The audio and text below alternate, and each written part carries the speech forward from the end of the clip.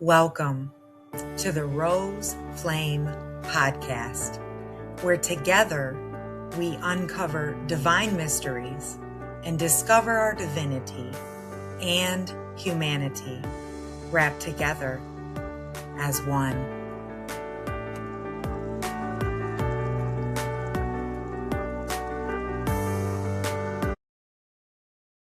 Hello. Welcome to the Rose Flame Podcast. Once again, here I am.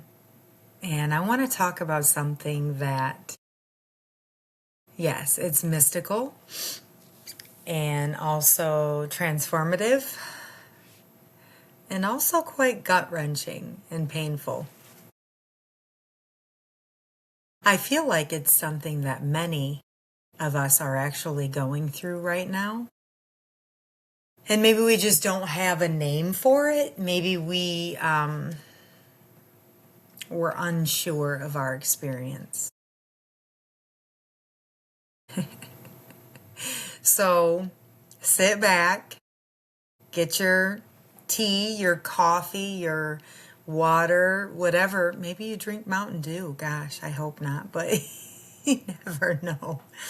I used to drink about, I'd say a good solid 5 to 6 12-ounce cans of Mountain Dew every day. It's really bad for you.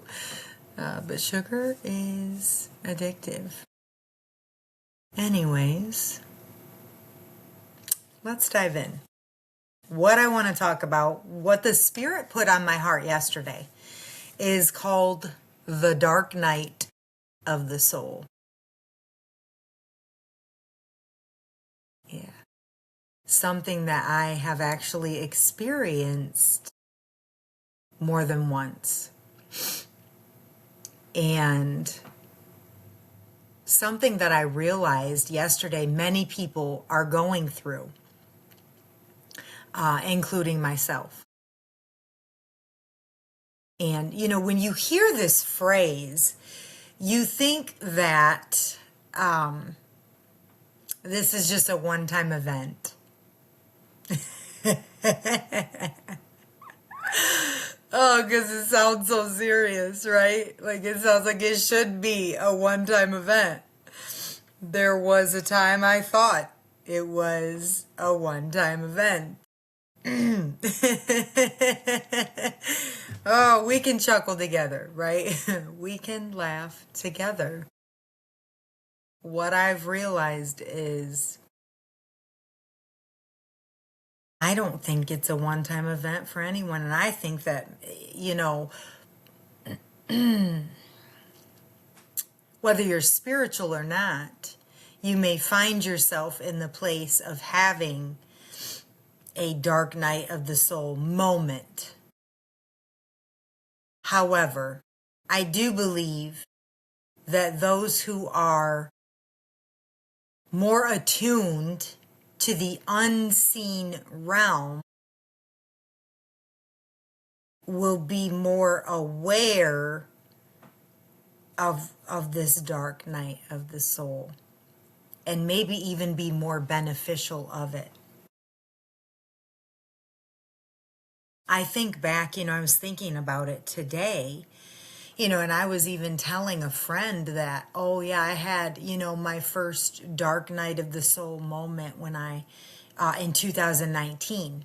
And then today it really struck me and it was like, no, actually, no, I didn't. My first dark night of the soul was, gosh, maybe when I was 18. Here's the thing that I'm realizing, and we're just going to flow here. I do have a little bit of notes, but I feel like flowing. So here we are. Yeah. And we can be thankful that we're here together. I feel like when you have a dark night of the soul invitation, right? What would you consider an invitation? Well, you begin feeling empty, questioning the meaning of life, right? You have heaviness or grief. You feel alone or misunderstood. Something feels off. And so it's like an invitation. And honestly, I don't know that we all answer. In fact, I know we don't. Because I can look back and there were moments in my life where there was an invitation into the dark night of the soul. I think the first one absolutely happened when I was 18 years old. And when I was 18 years old, I was facing life in prison, actually 5 life sentences. I was facing 5 life sentences at the age of 18 for a crime I did not commit. But I was in the vicinity, connected to the crime. And ironically, when this horrible event happened, and before I was arrested, I had my first spiritual encounter.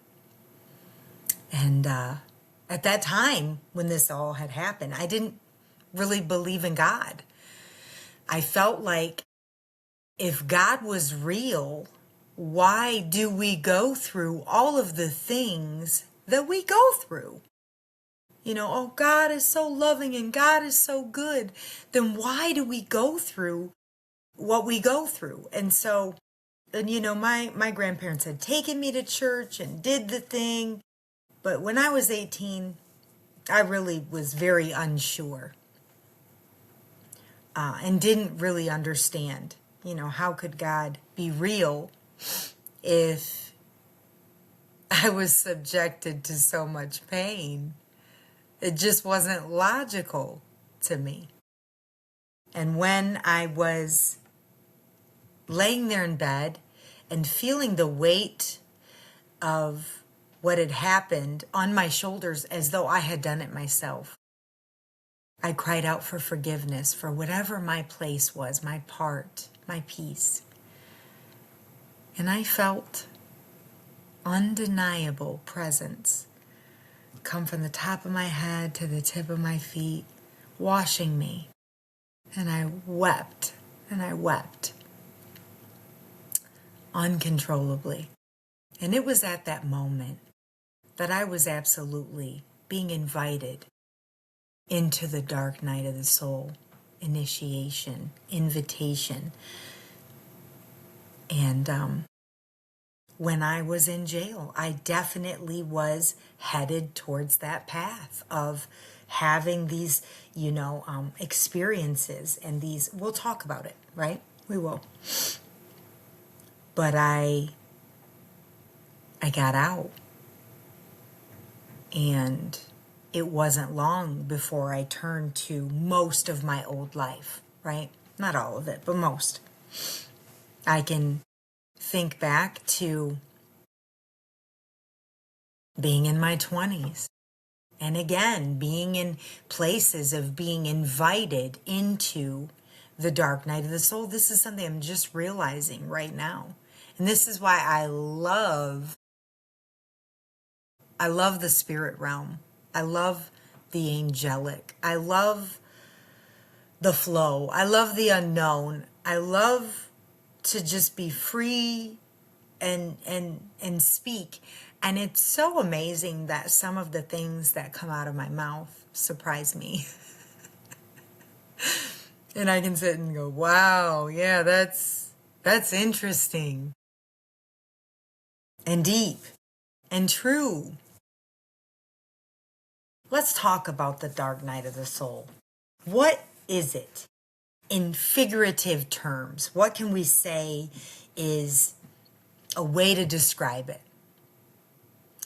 It can be described as a deep inner transformation that often begins with emotional, psychological, or spiritual darkness. It refers to a period where a person feels lost, disconnected, or stripped of their old beliefs or identities. And this happens when you are on the cusp of a major personal or spiritual awakening. This phrase was coined in the 16th century by a mystic named Saint John of the Cross. And I'm gonna pause there because I think it's funny that it was Saint John of the Cross that coined this phrase. The cross is representative of death. To me, the cross no longer represents a figure or a picture of Yahshua. The cross is a picture of death. And what I know to be true every time I've traveled this place is something, maybe multiple things,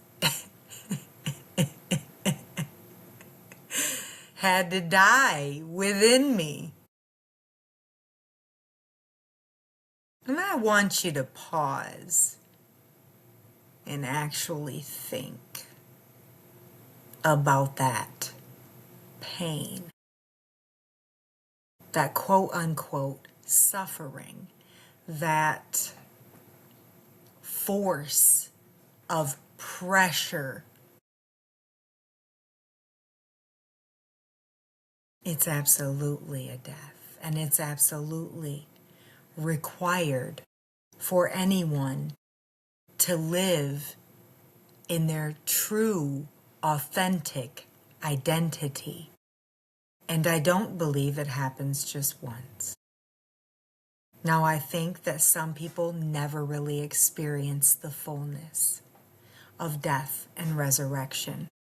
In fact, maybe a majority of people never experience the fullness of death and resurrection. But there are some who experience the fullness of death and resurrection time and time again. And there are also periods where it goes so deep that it takes months and weeks for this process to unfold and for a more authentic self to come forth. This is what Christ talked about when he said, if you want to come after me, you must deny yourself. Christianity has turned it into hating our flesh and almost despising our existence. And it's actually really opposite. It's learning to love those places that maybe you don't like.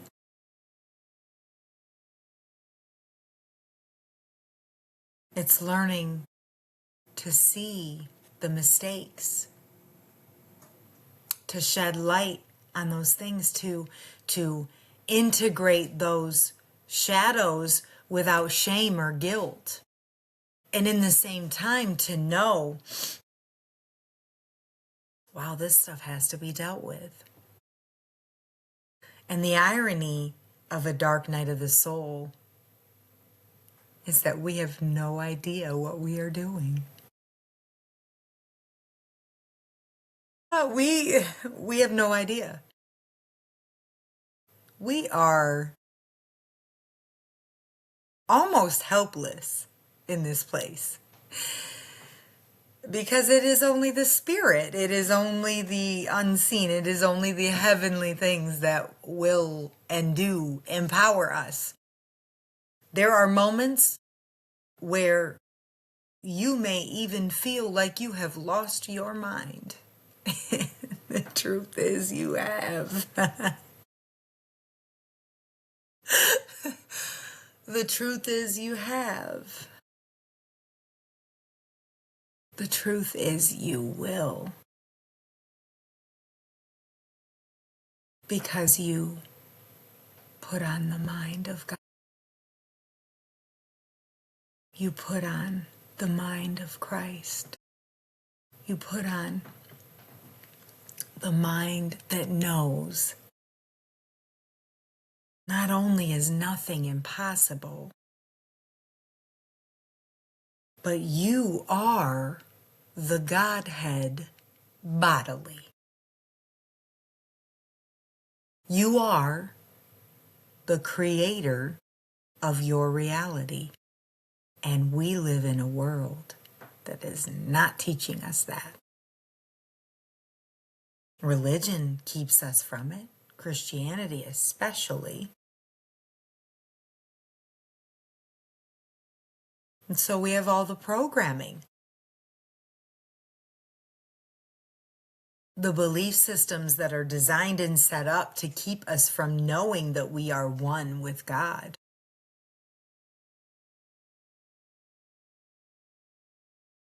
So when people talk about awakening, we think that it's this beautiful, mystic enlightenment, and it is. It can be. It oftentimes these, the journal entries that I have, the encounters that I've had, the dreams that I've had, and also the tears that I've wept, the times that I've sat and I've been unable to figure anything out.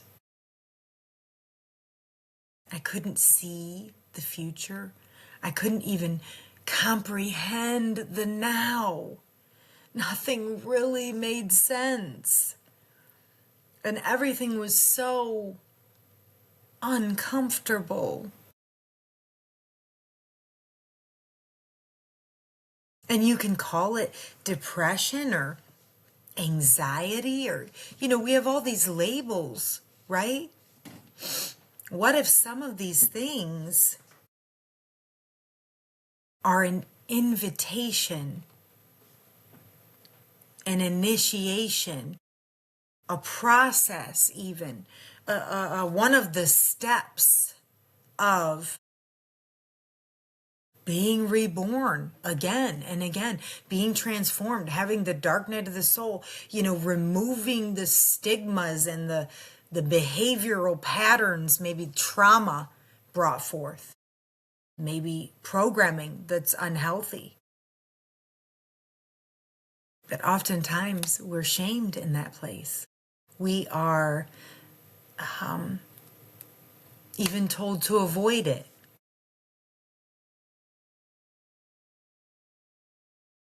We're told that, there's no way as an adult you should sit around and introspect. You should be producing, right?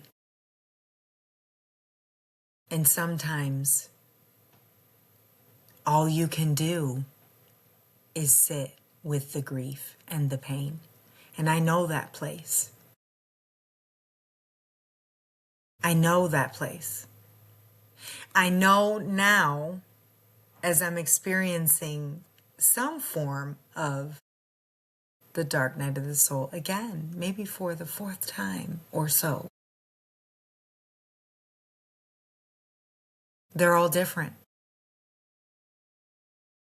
They start different. They feel different. They teach you something different. And none of them are above any other type that you've experienced. They all serve the same purpose, to bring you into your true self. But isn't it much easier to avoid it? It's so much easier to just work 60 hours a week, to party and do drugs, to scroll online for hours, even to be productive in something and not have those moments with yourself. You could seek people. You could attempt outside validation. You could be a shopaholic. You could study yourself right out of the dark night of the soul, because it requires you to be present. It requires you to be raw. It requires you to feel everything. And that's not something that is very popular these days. But I know right now it's happening to a large number of people at the same time. Very clearly. And also, there's a stubble effect. Some are just unaware of what is happening. Some know very clearly what is going on. Am I losing my mind? Why is everything dissolving in my life? Why do I no longer desire to do this thing I love to do? Why do I not want to go this place I used to love to go? Why do I not want to talk to this person that used to be a huge piece of my life, a centerpiece, or a figure? Why am I pulling back from everything? Why am I sitting in the quiet? Why do I feel this grief? Why am I weeping on end?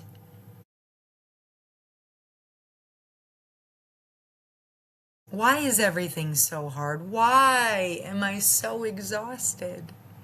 I slept 10 hours. I should be well rested. What's wrong with me? Wait, what is wrong with me? Can't I get anything right? Your soul and your spirit is saying, just relax. We've got this, just rest. God is in you doing the work, but your mind is the problem.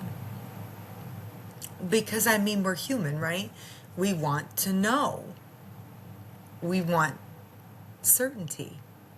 What is happening? Why do I feel this way? What will the future look like? We are creatures of habit. We like to design our planner. Well, I'm planning this and I'm planning this and I'm planning this. It's going to look like this and it's going to happen this way and it's going to happen on this date. And a dark night of the soul will rip up all those instructions you thought you had. And it strips you bare. And look, most people around you do not understand. My heart burns. Most people around you do not understand. They will maybe possibly even call you crazy. And I could keep going, but I gotta be careful. Be careful.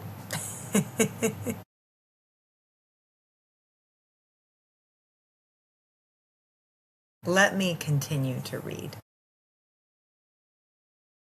St. John of the Cross, he wrote about the soul going through a painful purification before becoming more aligned with truth, purpose, and divine connection. What does it feel like? Feeling empty, lost, questioning the meaning of life, losing interest in things that used to matter. Old relationships or patterns falling away. Emotional waves like grief, anger, confusion.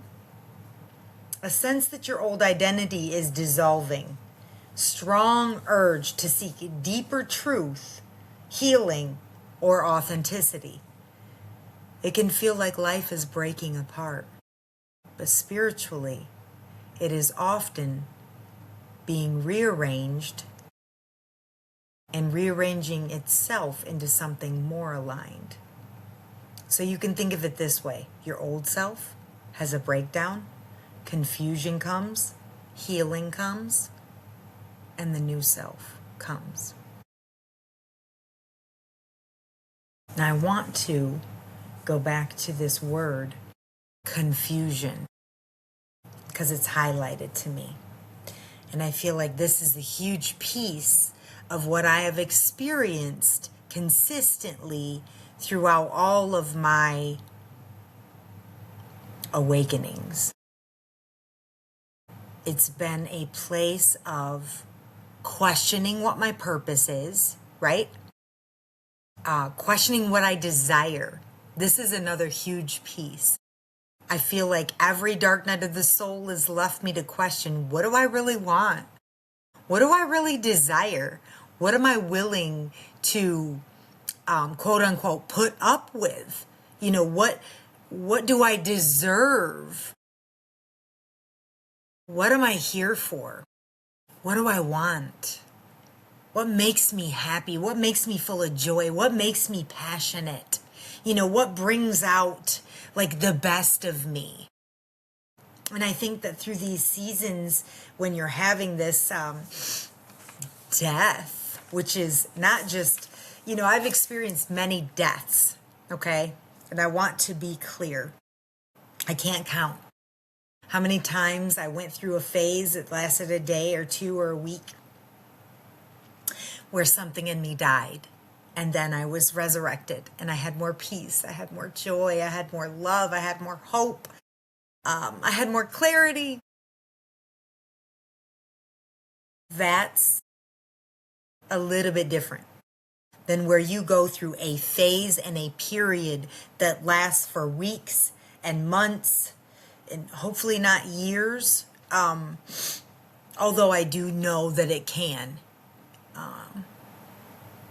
And it's a time of just gut-wrenching, almost like peeling back these layers of, wait, this isn't even me. Why was I allowing this? Why did I do this? What was I thinking?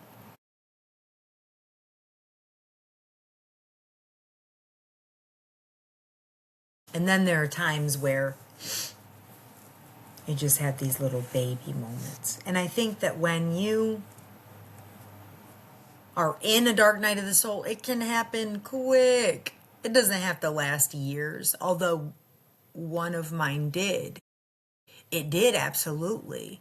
And I think part of it is because I resisted. I was still using substances.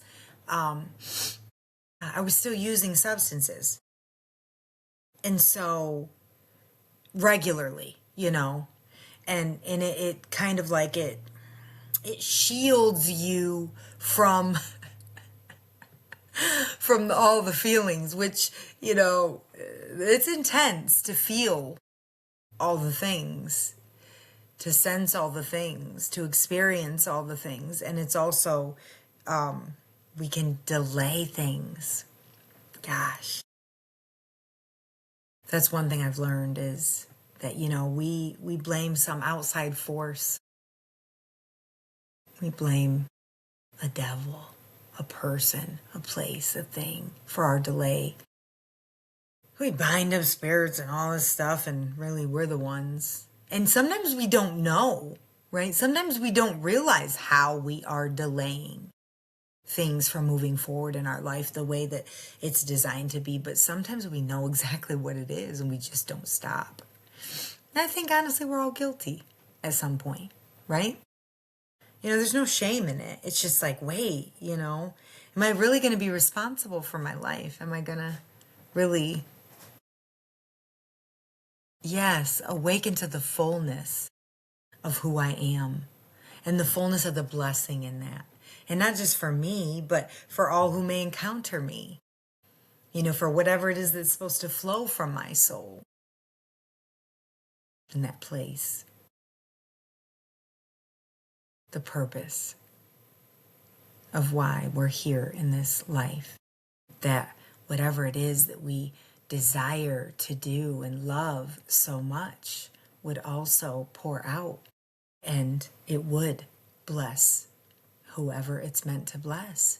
Not that we have to do that or fix anyone, but just that that's how we're designed, to kind of mesh together and connect and help one another. When you are walking in your fullness, or even when you're headed there, you don't realize how much impact you have on those around you, even in the times you struggle. And right now is a dark night of the soul for me. And it's interesting.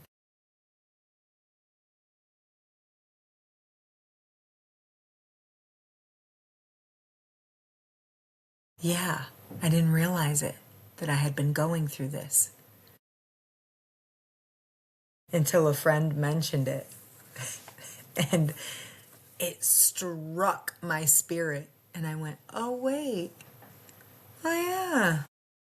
That's what this is. I've been here before. Interesting.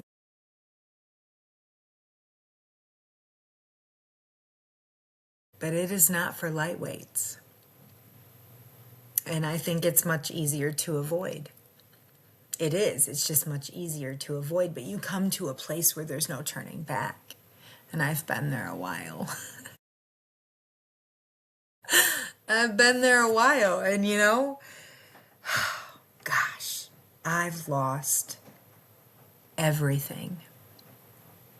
I've lost all my possessions at one point in time, all my friends, my home, my vehicle, boyfriends. I've and throughout this walk, I've continued to be stripped. Relationships have shifted. The dynamics change. Boundaries are set, put in place for energetic protection, right? But there have been so many hard decisions. And that is a part of the dark night of the soul, is that you will be required to make these decisions that you know you must make, but you don't really want to. You don't want to at all. You don't want to let go of that person. You don't want to, let go of that place. You don't want to leave that job. You don't want to, stop smoking weed or drinking or, whatever it is. You don't want to stop scrolling. You don't want, but how can you have death if you continue along the same way you came into that place? Yeah. So the middle part can feel very dark. And I believe maybe many people have committed suicide in that place. I really do. But that is often where the deepest transformation happens, is in that middle and very dark place. So I want to encourage you, if this resonates with you, if you feel something so real about this, that you've experienced it, that you are going through it, hang in there. That's the only thing you have to do. I know you feel pulled in a million different directions. I know you're so unsure of everything in your life, including yourself. But just hang in there. It won't be long, and you'll be pulled out, and you can fly like a cocoon, a caterpillar, a butterfly.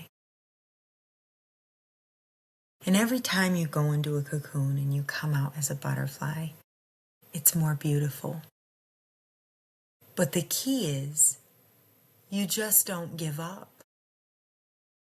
Because in all honesty, there's nothing that doesn't come to bless you. There's nothing that isn't working for your good. Even your bad decisions. Like, this is the craziest thing.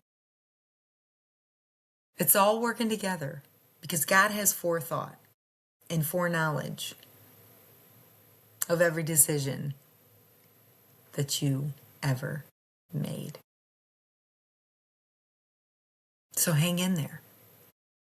Just hang in there. Wait, right? What's that scripture? Isaiah 40:31. Those who wait upon the Lord shall mount up with wings like eagles. They shall, I don't know, run and walk and not be weary, run and not faint. I might have got it right. I don't know. But yes, wait. And that word wait is to entangle yourself, to become one. That's what we're really waiting on, is the revelation of who we already are. We just don't know. And that's okay too. How would we know? In a world designed to keep us blind.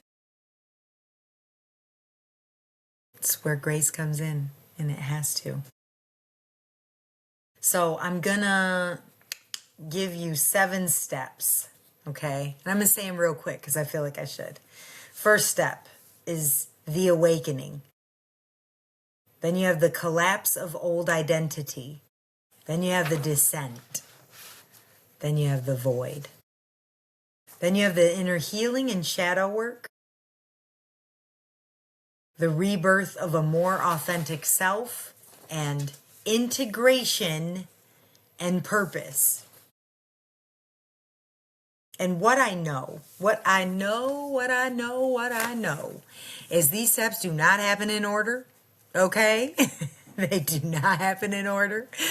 These steps do not happen in order, although the bigger picture, they might, okay? So you might see this unfolding, yes. However, I believe and know that you can go back and forth in the steps. You know, maybe you go from a collapse of an old identity to the void, back to a collapse of an old identity, you know, to inner healing and shadow work, back to the, you know, questioning of your life. So let's talk about what each one means, just briefly. So the awakening, you begin to question your life. You feel like something is out of alignment. You become more aware of patterns or unhealthy dynamics. I remember back in 2014, I had a very horrible thing happen to me. And when it did, everything shifted. I couldn't deal with the same people. I couldn't do the same things. I couldn't be with my boyfriend. I couldn't function. All I could do was sit back and question, what is this? Why did I do that? Why did I do that? Why did I allow these people in my life? What is wrong with me? Why all these years did I allow all these things? What the heck? And oftentimes we're invited into a dark night of the soul through pain, through loss, through, you could lose a job, you could lose a person, you could have something bad happen to you. And all these things can initiate you into a dark night of the soul moment. And I had one. And I began questioning everything. And also really crying out. I was also suicidal. I was suicidal. I had a plan. Gosh, I knew who was going to find me and why, which was completely foolish. I began really asking God, why am I here? Like, what is the purpose? Why am I living? I don't understand. Can you just take me out? I asked. And I'm glad I didn't receive that.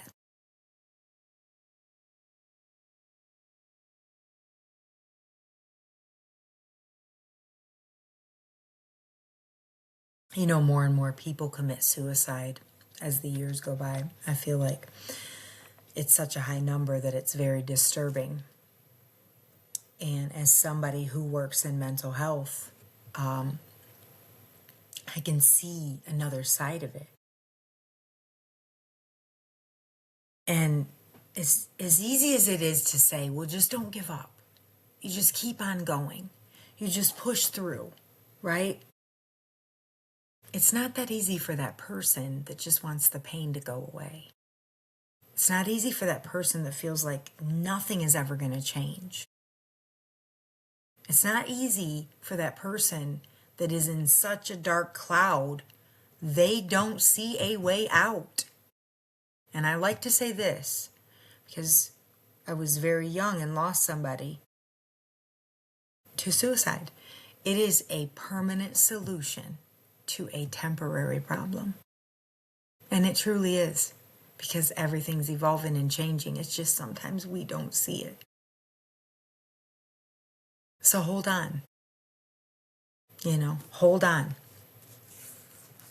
So the number 2, the collapse of old identity. So you have a loss of interest in things you once enjoyed, realizing certain relationships just cannot go forward, feeling disconnected from who you used to be. And this is an uncomfortable thing, your entire identity. So now the question is, who am I?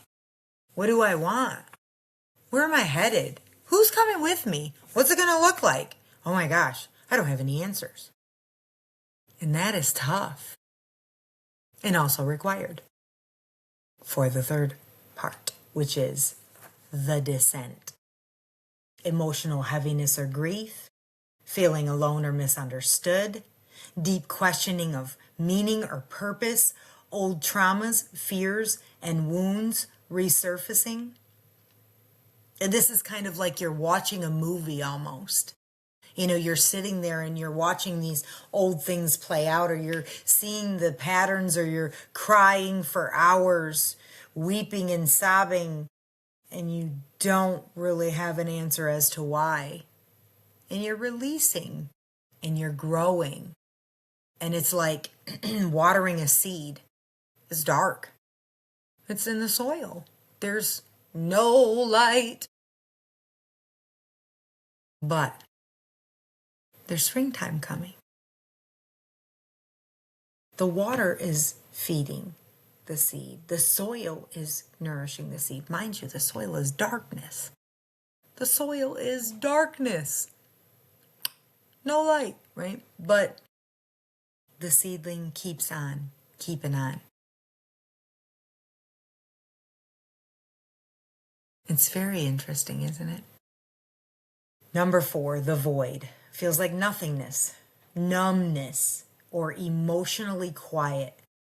You're detached from old drama or triggers, and you're waiting for clarity, but it hasn't come yet. This is where your soul is recalibrating. Imagine being a seed in the dark. And you don't know what's going to happen. But you just keep on. And then a little bud sprouts out. Still in the dark. And somehow, that little piece of life knows how to get to the light. They know. And little by little, little by little, little by little, they inch their way to break ground. But all that way, there's no clarity. It's just empty and groaning and waiting and yearning for answers. And isn't that the story of mankind? We're always groaning and yearning and waiting for answers that are actually all right inside of us. The whole entire universe inside of us. And we're waiting and groaning for answers. But these things must happen to break up the fallow ground, yeah, unless a seed falls into the ground and dies, it will not be alive. I'm paraphrasing the words of Christ. So then you have the next phase, the inner healing and shadow work. This is where the deeper healing comes. You're facing your past trauma honestly, recognizing patterns in relationships, learning boundaries, working on forgiveness for yourself and others. And I want to say something.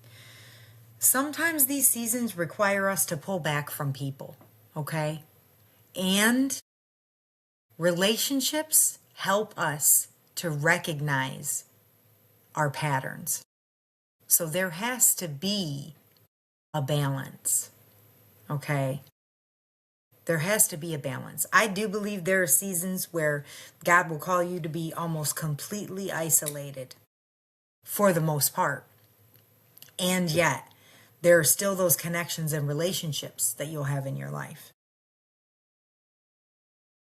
Yeah, a dark night of the soul, it feels like, what is it, the slingshot? And you're just pulling back, pulling back, pulling back. You're in limbo. Hey, you ever gonna let me go here? All of a sudden, shoom! And you come out different. And you come out better. And you come out knowing your wholeness in a new way, in a new light. It's worth it.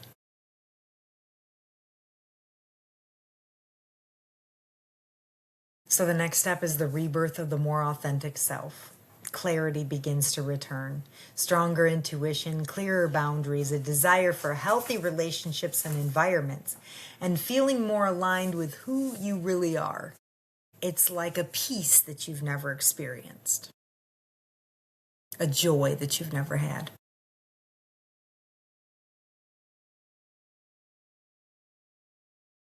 And the final step, the most important in some ways, right? Integration and purpose.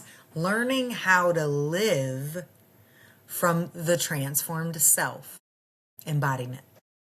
Living more authentically, helping others through similar struggles, feeling connected to meaning or purpose, and making choices that honor your growth.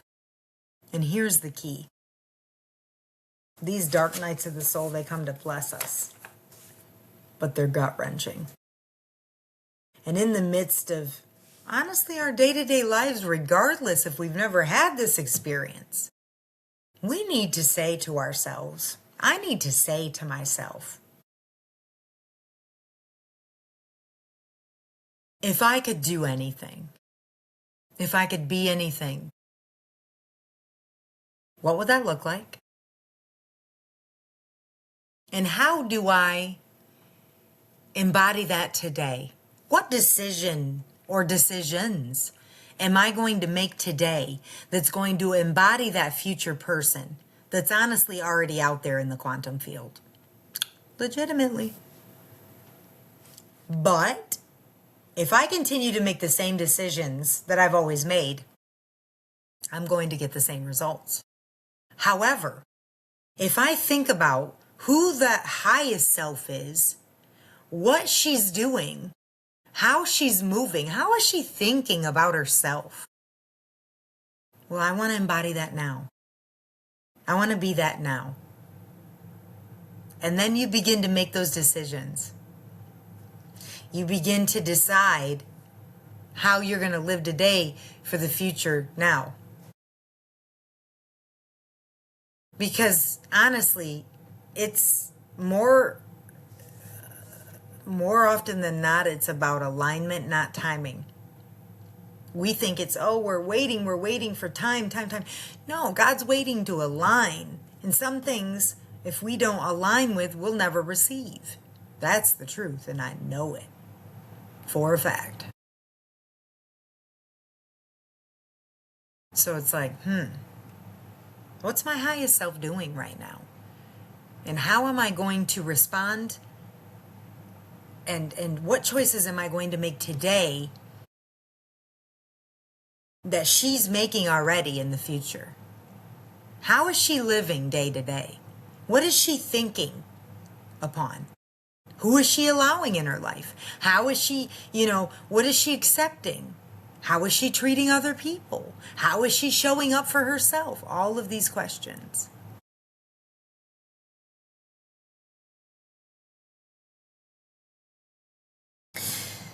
Because oftentimes what we really do is we put ourselves on discount shelves and we allow things that we should never allow because we're broken in places that need fixing, or just the realization, not even fixing, but the realization of who we really are, that we are God in the flesh, that we are wholeness, that we are everything, and at the same time, nothing but pure consciousness. And a person like that, my, they are dangerous. Because just when, something dark comes to put their finger on you, you've changed. You've been removed. It's no longer you. Just when, you think that you can't go any farther, there you are, hitting another mark. And really they're dangerous because the effect they have on every human being they encounter, whether they speak or not. You see, we like to think that it's about teaching and preaching and all of these things. And yeah, there's a time and a space for that. But ultimately, it's embodiment. And those vibrations, they speak without saying a thing. They're dangerous. People like that are dangerous. And it's also why, back in the day, they'd kill those people off.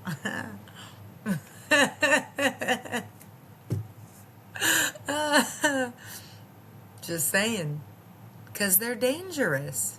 And let's be real. How many people do you know that want to give their entire life to awakening in the process of that? And shedding the old man and, all those things. Introspecting. Being aware. Staying in that place of presence. Basically, it's this. It's knowing all the time, every second of every day, that God is with me. I am God. God is with me. I am God. God is with me. When you really begin to know that with everything within you, you can't react the same way. You can't be the same way. Things change. And then it evolves and it grows into this larger field of knowing that there's nothing that's impossible and that anything can happen at any moment. Wonderful things at any moment. And so also it's why the more trauma, the more pain, the more heartache you had, the longer it may take you to really get through these layers and embody it. But that's okay. It's okay. That's why it's taken me so long. And that's okay. And see, because beating myself up is never going to produce anything. But if I give myself grace and I pour out love and mercy, I'm sure to evolve and grow into what I always was, which is the Godhead bodily. Never needing to be fixed, never needing anything. The truth is, it's all inside of me, energetically, drawing in everything that is required for this life to be lived out in abundance. All the people, places, things, finances, all of it. And that's where I am headed. That's what I am embodying right now, integrating. And it's a slow process right now for me. And that's okay. I think sometimes we get sidetracked, and that's okay too. We learn, we grow. Yeah, that's going to be it for this episode. Next week, I have a special guest. I'm looking forward to that. I love when the Spirit does that. It's one thing about this podcast, completely Spirit-led. And it is what it is. And if it gives light and sheds hope for one person, then it's done its mission. Y'all have a good night. I'll see you soon. Thank you for joining us today in Discovering Divine Mysteries. If you'd like to connect or partner with us, please email theroseflamesophia@gmail.com. See you next time.